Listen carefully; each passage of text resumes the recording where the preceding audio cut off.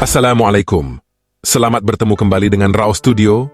Ketika malaikat Jibril menyamar sebagai manusia menemui Rasulullah dan para sahabat. Kira-kira apa tujuannya? Kenapa malaikat Jibril harus menemui Rasulullah tidak dengan cara dan penampilan biasanya? Dalam video ini kita akan membahasnya. Sebuah hadis yang diriwayatkan oleh Imam Muslim. Diceritakan kedatangan malaikat Jibril yang menyamar sebagai manusia biasa dengan berpakaian putih bersih untuk bertanya kepada Rasulullah mengenai iman, Islam, dan insan. Rangkaian pertanyaan ini menjadi landasan penting dalam ajaran Islam karena mencakup aspek fundamental dalam keyakinan, praktik keagamaan, dan hakikat kemanusiaan. Dijelaskan oleh Imam Al-Ghazali melalui kitabnya. Dalam kisah yang diceritakan oleh Umar bin Khattab radhiyallahu anhu, ia menceritakan kejadian ketika sedang duduk bersama Rasulullah. Ketika itu seorang laki-laki muncul tiba-tiba di hadapan mereka. Laki-laki tersebut berpakaian putih dan memiliki ciri-ciri yang tampak tidak biasa, rambutnya sangat hitam, tidak terlihat tanda-tanda perjalanan jauh, dan tidak ada yang mengenalinya di antara mereka yang hadir. Keberadaan orang misterius ini membuat para sahabat terheran-heran. Lelaki misterius tersebut kemudian duduk di hadapan Rasulullah, dan menyandarkan lututnya pada lutut Rasulullah lalu meletakkan tangannya di atas paha Rasulullah. Lalu, lelaki itu berkata, "Hai Muhammad, beritahukan kepadaku tentang Islam." Segera Rasulullah menjawab, "Islam itu engkau bersaksi bahwa sesungguhnya tiada Tuhan selain Allah Subhanahu wa Ta'ala dan sesungguhnya Muhammad itu utusan Allah.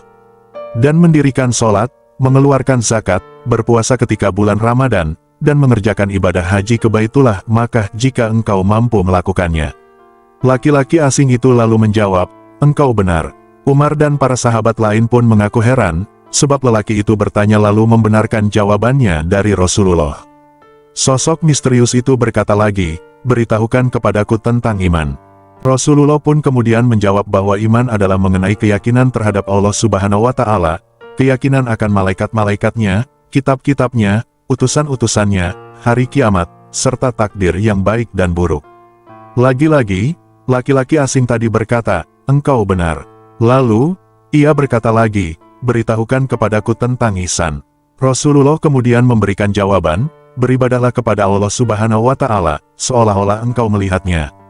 Jika engkau tidak melihatnya, Allah pastilah melihatmu."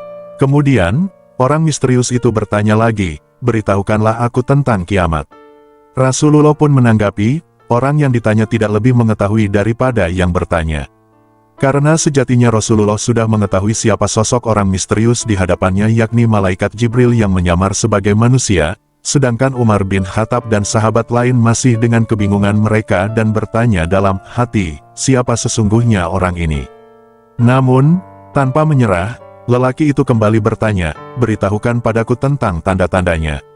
Lalu Rasulullah pun berkata, "Saat seorang hamba perempuan melahirkan putri bagi majikannya, apabila engkau melihat orang-orang yang tak memiliki alas kaki, tanpa pakaian, hidup dalam kemiskinan, atau menjadi penggembala kambing, bersungguh-sungguh dalam mendirikan bangunan." Setelah itu, orang yang misterius pergi, namun Umar memutuskan untuk tetap tinggal. Beberapa saat berlalu, Rasulullah bertanya pada Umar, "Wahai Umar, tahukah kamu siapa tadi yang bertanya?" Umar menjawab, "Allah dan Rasul-Nya lebih mengetahui."